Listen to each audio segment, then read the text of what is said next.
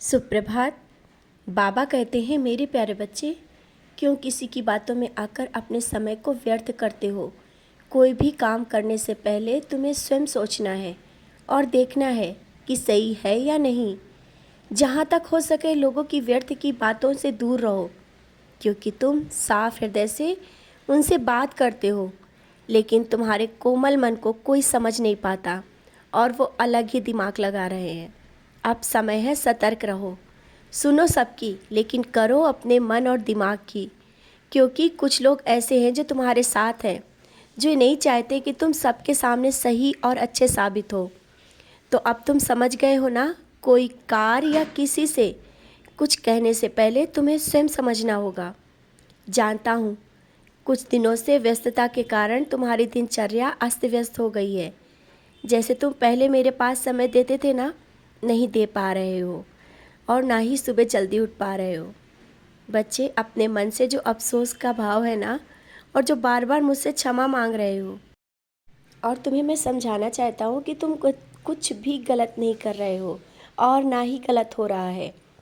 कुछ काम और जिम्मेदारियाँ ऐसी हैं जिन्हें तुम्हें करना भी बहुत ज़रूरी है, और अपनी जिम्मेदारियों से कभी पीछे मत हटना।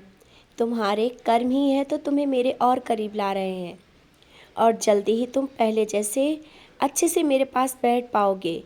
और तुमने मुझे बार बार मुझसे बोला है ना शिरडी बुलाने के लिए, तो तुम जल्दी ही शिरडी आओगे।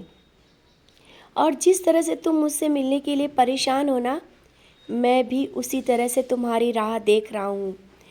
मुझे तुम्हारे आने का इंतज़ार है और मैं तुम्हें द्वारकामाई में कुछ देना चाहता हूँ। जब तुम आओगे मेरी बात को याद अवश्य रखना। मैं तुम्हें इस बार वो देना चाहता हूँ जो तुमने सोचा भी नहीं, क्योंकि मैं देख रहा हूँ तुमने आज तक सबके बारे में सोचा और जब भी मांगा सबके लिए मांगा, और तुम्हारे एक कर्म दूसरों के बारे में इतना दया भाव व्यर्थ नहीं जाएगा। इसका फल मिलने का समय अब बहुत ही करीब है। और अगर तुमने अभी तक बहुत कुछ खोया है ना, और कष्टों से उबर कर यहाँ तक आए हो, तो अब क्या सोचना, आगे बढ़ो। और जो बीत गया उन बातों को याद करके दुखी मत हुआ करो, क्योंकि मैं तुम्हारे आंखों में आंसू नहीं देख सकता। और कुछ नया कार्य करने की सोच रहे हो तो इतना सोच विचार क्यों, आगे बढ़ो। तुम्हें सफलता अवश्य मिलेगी।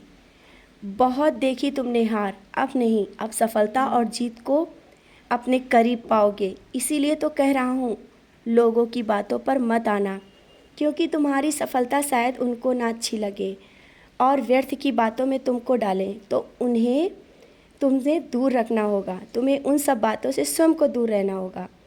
कामयाबी तुम्हें हर क्षेत्र में मिलेगी। इस महीने के अंत में कोई बड़ी खुशखबरी तुम्हें अवश्य मिल जाएगी। बस तुम धैर्य रखो, सबूरी रखो और आगे बढ़ो, सब कुछ तुम्हें मिलेगा।